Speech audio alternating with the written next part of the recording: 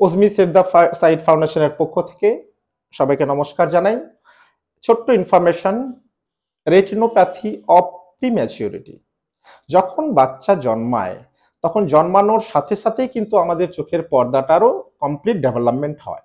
ধরুন কোনো বাচ্চা প্রিম্যাচিওর হলো, যেটা 40 উইক্সে হওয়ার কথা, সে 28 উইক্স, 30 উইক্স বা তারও আগে হয়ে গেল, খুব লো বার্থ ওয়েট হলো।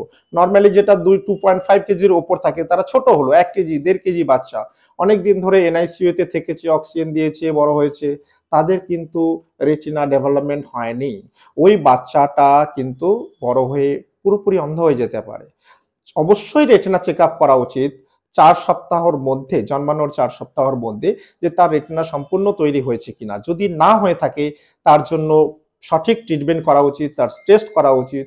তাহলে আমরা বাচ্চাটাকে তার ভবিষ্যৎ জীবনে সে যাতে অন্ধ হয়ে না যায়, পৃথিবীটাকে সুন্দরভাবে দেখতে পারে, তবেই আমরা সেটা সম্ভব হবে। আদারওয়াইজ কিন্তু বাচ্চার ভবিষ্যতে খুবই কষ্ট হতে পারে।